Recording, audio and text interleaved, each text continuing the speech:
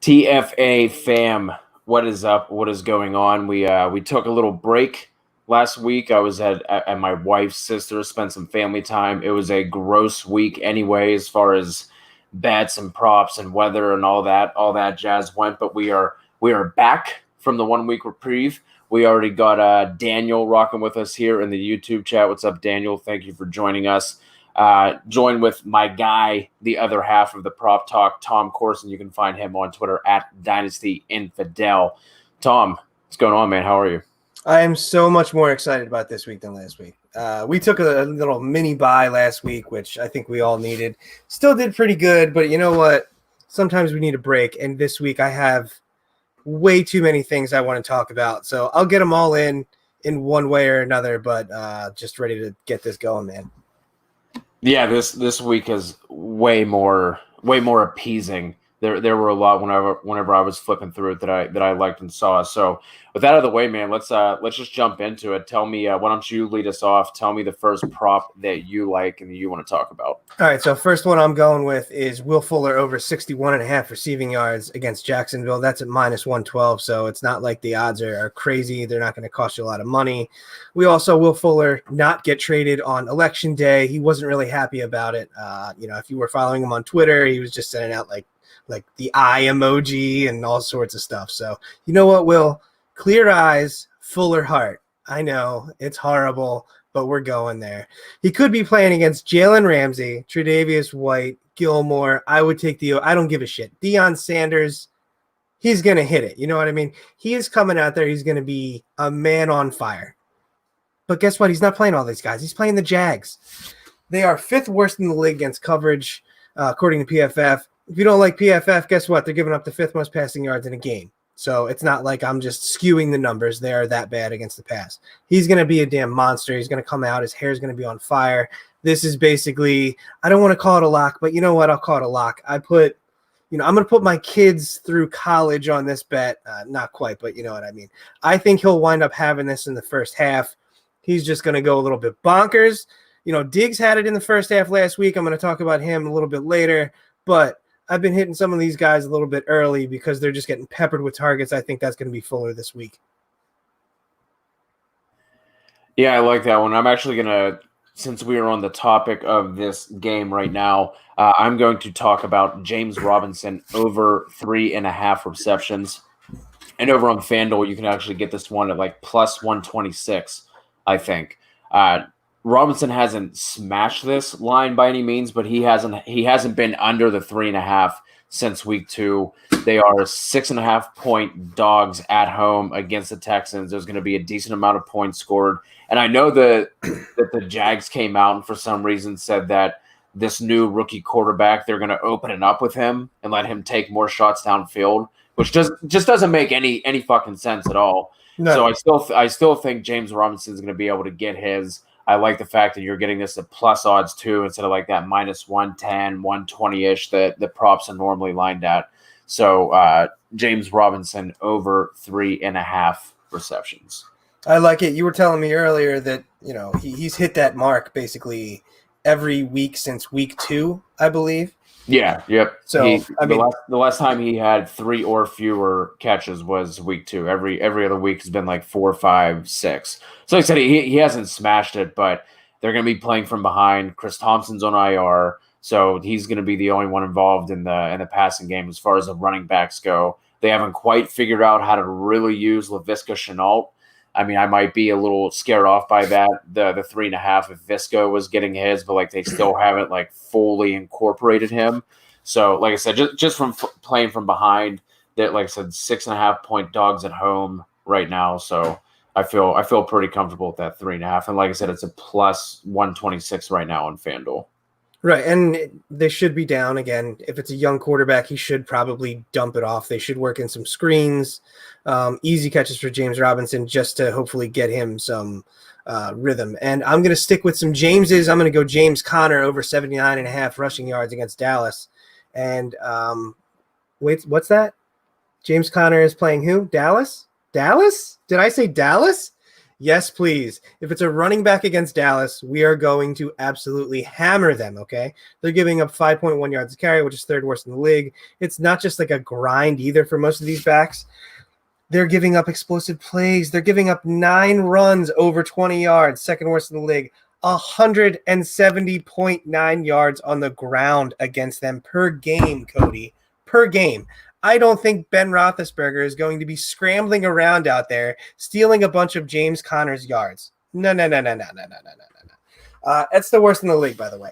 5 yards worse than the next worst team, which is, I believe, Houston. So, yeah, death taxes of running back against Dallas. I'm going there, baby. Yeah, that one seems a little odd to me. The only way I feel like that doesn't hit is if they just like somehow jump out to like an absurd lead really early and they pull back his touches and give Benny Snell some.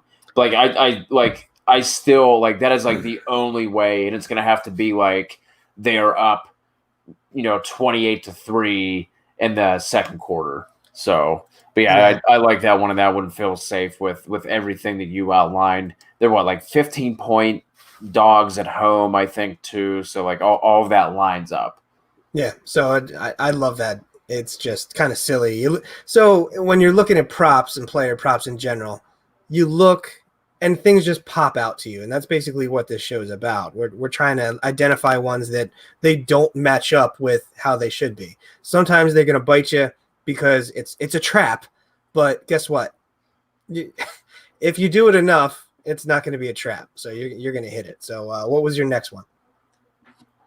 That was a perfect segue because speaking of trap, this is one that doesn't make any sense to me. I know he's coming back from injury. It's going to be his first game back. But Christian McCaffrey, over 35.5 receiving yards. You did not mishear that. 35.5 Christian McCaffrey. I know. I was looking at it myself. I saw that and I was like, this can't be right.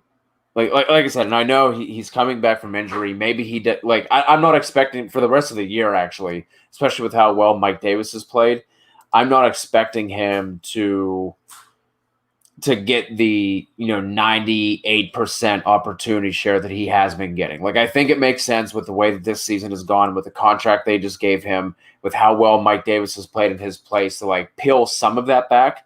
But it's not going down to a 60% opportunity share. They're going to be playing from behind, going up against Kansas City.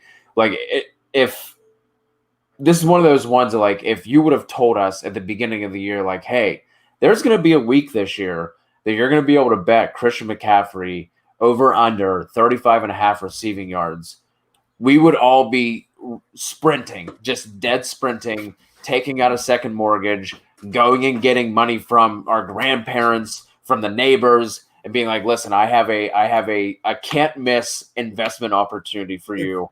And we would be slamming this. It's basically Michael Scott starting up his paper company and then going to his grandmother to get investors at the senior home at this point. Is that a good analogy? I'll take that money from wherever I can get it. Senior homes, baby care centers. I don't care. I will stand outside of Walmart and beg for money. It doesn't matter to me. Like 35.5 receiving yards in the game they're going to be playing from behind. Like it just doesn't compute. And I'm sure it's a trap, and I'm sure I'm going to look like a jackass for this. You're going to look like a jackass no matter what, so you might as well look like a jackass with CMC in your pocket. Pile it on. His total for rushing and receiving is 87.5. I don't know if he's ever had a total of 87.5. Like even going back to like Pee Wee, obviously it was at like 214 yards a game for him. Ed's just out there having him play quarterback, throw the ball to himself, but whatever. But yeah, that's a good one. So here's something I haven't really done before. I'm going to give you a parlay. Okay. We're going to go Stefon Diggs over 75.5 yards. That's currently at minus 134. I got that earlier at 70.5, but it moved up. Jeudy over 47.5 yards at minus 124. So both their odds are up from minus 112, which is typically what a lot of player props are. So you parlay them, you're going to get a better payout. I think if you do 30, it's going to get you roughly $100. So I think that's $70 off the top of my head. Hashtag mathematical science and whatnot. But we have a parlay, all right? So what do they have in common? Because if you were listening to my last one with James Conner, it's all about the matchup, right? And Diggs and Jeudy are playing against the two worst teams in the league against pass. Diggs has Seattle, and Jeudy has Atlanta, and we both know they've been putrid against the pass. Joe Biden getting elected isn't going to help, their corners cover better. It might help everyone be happier, but guess what? Their corners are still dog shit. Seattle gives up 358 yards a game against pass. Atlanta only, they're second, so they give up 311 yards against the pass. So that should tell you what you need to know about Stefon Diggs. So 358 yards against the pass. Dude is just killing it with targets. He hit his over last week in the first half. They're going to have success through the air, both these teams. I feel like Judy's a slam dunk at 47.5 yards too. It's just Josh Allen's just going to kill Diggs. I'm rambling a little bit about Diggs, just I'm really excited about him. One other thing about that game, DK Metcalf. You can't parlay both of them, but DK Metcalf is involved in that game, obviously. He's hit his over in 7 out of 8 games this year. He's hit 90 yards or more in 7 or 8 games. Okay. I did this with Tyreek a few years back, and he got me like 12 out of 16. Just bet DK's over every single week, and you'll wind up well ahead because Vegas just doesn't catch up sometimes because the fear of Tyler Lockett and matchups. This week he has Tre'Davious White. It's 72.5 for DK. Just take him. It doesn't matter. If he loses, he'll get it next week. You'll get your money back, and then the following week you'll be ahead. One more thing, I got a little bit crazy. I'm not saying necessarily do this, but I decided to parlay Diggs, Jeudy, and Fuller, who I talked about, and Tyreek, whose line makes no goddamn sense whatsoever at 63.5, just for shits and gigs. That's a 4-way receiver parlay there. I put 20 on it. It'll pay out like 228 when I get it. Feeling pretty good about it. Yeah, I think you're just feeling good in general. I am picking up the good vibes. Good vibes, good aura. I'm pretty good, man. You know what I mean? I want everybody in the world to love each other. That's all I want. We're good, and we're gonna make some money. DraftKings is gonna go broke tomorrow. Yeah, I have a ring too. You know what mine says? Mine says ELE. Everybody love everybody. Okay, there we go. I like it. Do you have another prop, or do you just want me to keep rambling about things? No, I don't want you to keep rambling about things. I can do it. Let me get this last one out, and then I'll let you ramble, and I'll just cut you off and we'll end this, randomly. But the last one I'm going to talk about is Justin Herbert over 266.5 passing yards going up against the Raiders. The Raiders are allowing the 8th most passing yards per game at 260.7. Herbert has only been under this line once this year, and that was at 264 against the Saints. And I think that the Raiders lines, the averages look better, or they don't look as bad considering there was the one game against the Patriots where Cam Newton only threw for 162 yards, and there was that game last week where Baker only threw for 122. Like, even if they would have like average NFL games, this line would be higher. This game is gonna, I think, it has a 52 point total. There's only a spread of 2. So it's going to, it's not like the Chargers. The only way that I don't think that he would hit this is if somehow the Chargers jumped out to a quick lead and we're playing from ahead. I don't see that happening. I think, Derek Carr has been playing really well, actually, this year. So I think he'll be able to do enough that this game is going to stay close. So like I said, the 266.5, this was at 264.5 just a couple hours ago, and it jumped up 2 yards. I still like it. The 2 yards aren't gonna sway me either way. And I also do like in this game Justin Jackson to hit the over on his rushing yards, and that's at 52.5. Yeah, the Raiders are giving up the 8th most passing yards each week. It's a 260.7, so it's right along those lines, but that's just an average. However, PFF has them as the worst team in the league in coverage. So Herbert has been on fire. He can definitely exploit. He's been so good. Yeah, they can exploit their corners. So I really like that one a lot. The only thing I don't like about betting a QB passing numbers is I can't go spend it after like 2:00 p.m. like I will like with my Diggs bets and stuff like that. So that's the only thing I don't like because you got to wait for like the third or fourth quarter. And then, I'm just like, oh, come on. But yeah, I like that one a lot. Yeah, there's like I said, there's really a lot to like this week. We do have a couple of questions in here we can answer real quick, and then we'll get out of here. We try to make these ones quick and digestible for everyone who's doing some of this work on Saturday nights and Sunday mornings. T.O., who joined us on the Friday show last night, actually back again for Saturday, double dipping here. Needs 2 out of these: Dobbins, Dallas, or Pollard. Well, Dobbins. Yes. And probably DJ Dallas because we're not sure about what Pollard is going to do because their line is absolute dog ass against Dallas. Or Dallas's line is just rough. So I'd probably go Dallas there. Yeah. We're talking about DJ Dallas, and I just mentioned the Cowboys, so that might be confusing. I would just go DJ Dallas and Dobbins. Yeah, I agree. I can't play Pollard, even though I think low key Pollard has looked better than Zeke. I just in this matchup against the Steelers, I can't fuck with that. I mean the Steelers are also number 1 against the rush in the league, so that's the stats. Yeah, it's just such a bad. T.O. also said someone offered me Tyreek and a 2021 first for DK Metcalf. Do I take it? Listen, I love DK Metcalf, but you smash that in my opinion. You're getting a first on top of Tyreek. Yeah, I'm taking that. Code? Yeah, I mean, I love DK, and I've always been a little bit lower on Tyreek. But if like you said, if you're getting that first on top of it, if that's a second, I'm going to keep DK. But with the first, especially with the class that's coming up, I would take that. And like I said, I also love DK, and I've always been a little bit cooler on Tyreek, but I think you got to take that. Tio also traded Zach Moss for Chase Edmonds. Thoughts? For Chase, depends on his team. If he needs a win, Chase will have a better output.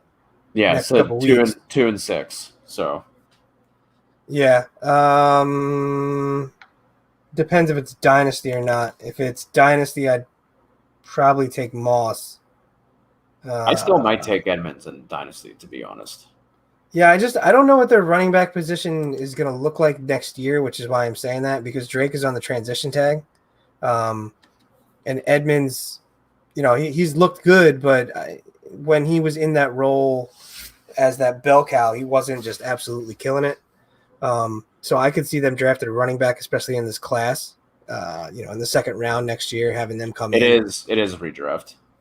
If it's redrafted, and I'd take Chase. So we're good there.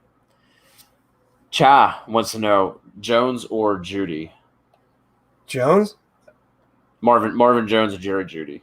I'll take Jerry Jeudy this week against Atlanta. I like Jeudy as well. He was going to be someone I talked about if you didn't. Over on FanDuel, he was at 50.5. The OG gracing us with his presence. Daniel was wanting to know where you were, Kev. Your ears must have been ringing. And Kev is now joining us, making sure that we don't fuck everything up that he has worked so hard to build. I guess doesn't trust us. Good. Should he really though? I mean, no. Listen, it's November. Let me just see what these guys are doing. Listen, the Marine Corps birthday's coming up. I'm getting a little wild. He's nervous. I understand why. It's perfectly fine. Nitin wants to know, just traded James Robinson for Zeke, Swift, and hold the fuck up. James Robinson for Zeke, Swift, and Godwin? Stop that. Yeah.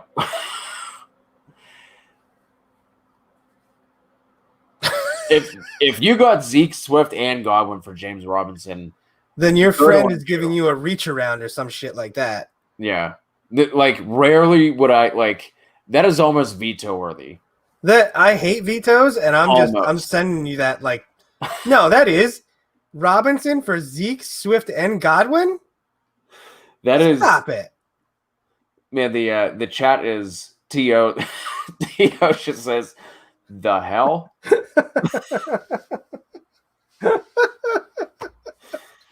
I don't understand what just happened. This just went off the rails. I'm going to take. Listen, you know what? Look, watch this. I'm taking it right out of the wine bottle because somebody was drinking something a hell of a lot more than I was. Jesus. What is going on? What are your thoughts on AB for fantasy wise and for the Bucks? Tio wants to know if you could be possibly the Bucks wide receiver one. The Bucks, but no, just because they have so much. I don't know, to tell you the truth. I want to say no right off the bat because they have Evans and Godwin's probably coming back, and he's got good chemistry with. That's just going to be a minefield there. You're going to have to start him and just roll with it. It wouldn't surprise me if he has like a couple receiver 1 weeks, but like he will. You're not. I don't think you're going to be able to trust that. You know what I mean, on a week to week basis. But I'm really excited to see what that offense. Yeah, and so be like. One other thing to keep in mind: if Tampa wins this week, they're going to have, I think, a 2-game lead over the Saints, and it's going to be tough to catch them. So in Week 16, they might be sitting people if they already locked stuff up. So I don't know, but the Tampa team is really good. We're getting to the point where we're going to have to start getting concerned with teams like Kansas City if they start like taking off in Tampa Bay, where they're going to like run away with that 1 seed or something for that bye, and sitting people. So he can be, yeah. I mean, it's AB, man. He's crazy, but I don't think it's something you're going to be able to plug in and feel confident he's going to give you wide receiver 1 weeks on a week-to-week basis. What are your thoughts on Hollywood Brown rest of the season? That offense is so difficult to just like get in like my head, just because you don't know who's getting targets each week. Hollywood could come out with 11 targets this week just because he said something. Lamar came out and said it's his fault. He could get peppered, and then the following week it could wind up with like 4 targets. It's just because that's how the offense is. Even Mark Andrews, who's been the best receiving option on that team for the last couple of years, isn't getting a lot of targets at all. So it's difficult to sustain. I'm basically taking Lamar there. I'll take Andrews just because the tight ends aren't, in the league aren't great. You deal with the ups and downs there, but Hollywood, he's wide receiver 2, wide receiver 3 for me for the rest of the season, but he's tough to trust each week. Yeah, I was going to say, I'd feel comfortable plugging him in as like my flex play, but like that's basically all I'd be expecting. But I do think that passing game gets going. Like you said, like that offense in general hasn't like really clicked yet this year. So I think rest of the season he'll be fine, but I think expectations should be tempered slightly. I almost talked about Hollywood as one of my picks. I think he's sitting at like 57.5 for his receiving yards. So okay. I do like that. Daniel wants to know who wins this trade: Phillip Lindsay, CeeDee Lamb, and Gibson for Fuller and Ridley. Oh, Fuller, Ridley, baby. Yeah, I agree there. Demo Man joining us again. Appreciate you jumping in. If you're catching us for the first time, if you want to smash that subscribe button, we would truly appreciate it. Demo Man needs 1 in PPR: Dobbins, AB, or Godwin. I will go Dobbins. The other 2 probably have a higher upside, but you don't know which one to start. So I'm going to go Dobbins there because he looked fantastic last week, and he's going to get the rock. What about in a standard, Dobbins, AB, or a Swift? Still Dobbins. I like Swift, but I'm still going to go Dobbins. Matt Daly joining us. Start 1 in full PPR: Damian Harris, Mooney, J.K. Dobbins, JT. It makes me so sad that I'm not just like smashing JT to say yes, to say the truth, but I'm not. And he's probably 3rd on the option. So it'd be Mooney, no. JT, no. And then it was Swift or Dobbins. Who were the other ones? Damian Harris, Mooney, Dobbins, JT. You going trifecta? You going sweep here for Dobbins? Yeah, I'm going to go Dobbins here. I like him this week. I like Damian Harris, though, so it's close. I do like Dobbins this week as well. Chris B wants to know, and we're going to get out of here on this one, need a running back: Moss, Le'Veon, Gus. Who do you like there for RB? And then he has a flex question after that. I will actually go Zach Moss here because I was thinking about taking him. I